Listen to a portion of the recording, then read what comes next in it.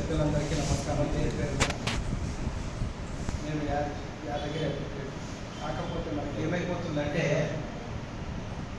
మన రజక అనేది ప్రతి ఒక్కరు ఐఏఎస్ కానీ ఐపీఎస్ కానీ ఎస్ఐ కానీ సిఐ కానీ జ్యుడిషియల్ ఆఫీసర్ కానీ ముందు ఇక్కడికి ఎక్కడన్నా పోస్టింగ్ ఇస్తున్నట్టే ముందు అక్కడ ఉన్న వాళ్ళంతా వాళ్ళందరూ ఏంటంటే ఉడొస్తుంది ఎక్కువ చాకలు అంటే మనం ఆడికి రాకముందే మనల్ని కించపరుస్తుంది. అంటే మన కులము మన చాకలోడు అన్నా కానీ మనం ఎవరిని మీద కంప్లైంట్ ఇచ్చుకుంటాం కానీ ఎవరిని మనం తిట్టలేము కొట్టలేము. అంటే మన కులానికి ఎంత చిన్న చూపు చూస్తారంటే దాని మీద కొంతమంది పెద్ద పోస్టులు ఉన్న వాళ్ళు బయటికి చెప్పుకోరు. చాలామంది చూస్తారు. నేను కూడా వాళ్ళు ఉండనుకో దానికి ఏం చేస్తారంటే ఉందనుకో లేదే రావు ఇంకేదో కులం చెప్పుకున్నాను. చాలామంది ఉంటే చూస్తున్నా నాకు ఎగ్జామ్స్ కూడా ఉన్నాయి. అంటే మన కులానికి ఎంత చిన్న చూపు అంటే మనం సేవ చేస్తాం అనేది అనుకోరు వాళ్ళు. మనని చాకరోళ్ళే ఇంకేదైనా పెడితే తినిపోయేటోడు అడక తిరిగేవాడు అనేది మన పెద్ద పోస్టు పోస్తే వాళ్ళు జీవించుకోలేరు. పలానా చాకరోడు ఈ పోస్టుకు వస్తాడా? ఇప్పుడు నా కూతురే ఉన్నది జ్యుడిషియల్ ఆఫీసర్. నా కొడుకున్నాడు యూఎస్లో సిటిజన్.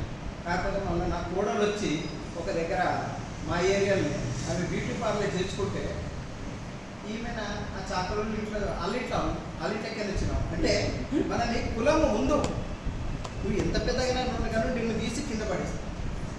అక్కడికి వచ్చే వరకు చాలామంది ఏమైపోతారంటే కులం చెప్పుకుంటుంది బాధపడతారు. అది పోవాలంటే మనం ఇది రావాలి. దీనికోసం మనం ఎంతదాకా అయితే మనం మందకిష్ట మాదిరి పొయ్యంలో మన అన్నం తీసుకొని మన పెద్దలందరినీ తీసుకొని మనమే కానీ కొంతమందిని తీసుకొని ఏ ట్యాంక్ బండ్ దగ్గరనో లేకపోతే వేరే ఒక దగ్గర ఒక వారం రోజులు 10 రోజులు కొద్ది గవర్నమెంట్ వచ్చి మనం కూడా మీకు చేస్తాంలే మీకు హామీ ఇస్తాం మా తరఫు నుంచి అనేదాకా మనం అక్కడ చేస్తే బాగుంటుంది అనేది నేను ఎన్నిసార్లు చేసి అందరూ విసిపోయిపోయారు. ఏ మీటింగ్ వచ్చినా కానీ ఏదో గిరే మాట్లాడుకుంటూ గిరే చెప్పుకుంటూ పోతున్నాం.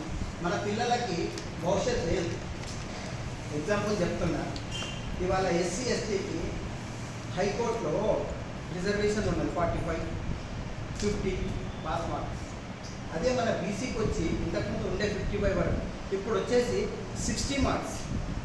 అంటే మనకి బీసీ అని చెప్పుకున్న వాడికి వచ్చినాక ఏమైందన్నా ఫార్వర్డ్ కింద మార్కులు ఇస్తున్నాం. మరి వాళ్ళకి ఎస్సీ ఎస్టీ వాళ్ళకేమో 45, 50కే పాస్ అయ్యి వాళ్ళ సీట్లు ఎక్కడ అక్కడే ఉంది. మరి మనలో పిల్లలకి ఎడ్యుకేషన్ ఎక్కడ పోతున్నాం? పిల్లలు చదువుకోలేక పై స్థాయికి పోవడం, మనం దాంట్లో మన దగ్గర డబ్బులు లేక కష్టపడి వస్తేనే డబ్బులు. వాళ్ళకి ఏ కాలేజీ పోయినా 1,50,000, 2 లక్షల రూపాయలు, 1,50,000 రూపాయలు ఫీజు ఉంటుంది. 50,000 రూపాయలు బస్ పాస్. దాంతోపాటు సరిపోదు కదా, మనకి రోజుకో 50-100 మనకి పాకెట్ మనీ ఏదైనా కావాలి కదా.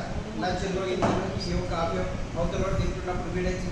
అంటే ఈ పరిస్థితికి వచ్చినాక మన పిల్లలకు చదువులు కావాలి, పోవాలంటే ఎక్కడి వరకు అంటే మనం ఇది ఎప్పటి నుంచో ఇది ఇప్పుడు ఒక దగ్గర 20 సంవత్సరాల 30, 40, 1980 అసలు ఏంటంటే నేను ఒకటి ఏంటంటే మన ఇందిరాగాంధీ మూమెంట్లో 5 మూమెంట్ అయ్యింది. ఇక మనల్ని చేస్తారు. ఎందుకంటే ఇన్ని స్టేట్లు వచ్చేసి ఎస్సీల ఎస్టీలు పెట్టినప్పుడు మన దగ్గరికి 4-5 స్టేట్లు ఎందుకు పెడతలేదు? దానికోసం మనకు బాధాకరంగా ఉన్నది. ఏంటంటే మనం దీన్ని ముందు తీసుకుపోవాలి. మనం తీసుకుపోకపోతే మనం వీళ్ళు ఉన్న మన పిల్లలకు అన్యాయం చేసినట్టే. మనం ఏమంటే సాధించింది ఏం లేదు. వాళ్ళు కూడా అంటారు సాగర్మంగా తీర్థం అంటే మనం అనుకోవడం చెప్పుకోవడం తప్ప సాధించింది ఏం లేదు. ఇట్లా చేయకుండా పోతే మన పిల్లలు ఒక పోస్టుకు పోలేరు, సాధించలేరు. మనం కూడా మన కులం పెట్టి తిరిగితే వాడు భయపడాలి. అదే మన కులం పోలి మనం పేరు పెడితే మన మీద కేసు బుక్ అవుతుంది. ఆ స్టేజ్ కావాలంటే మనం దీన్ని సాధించాలి.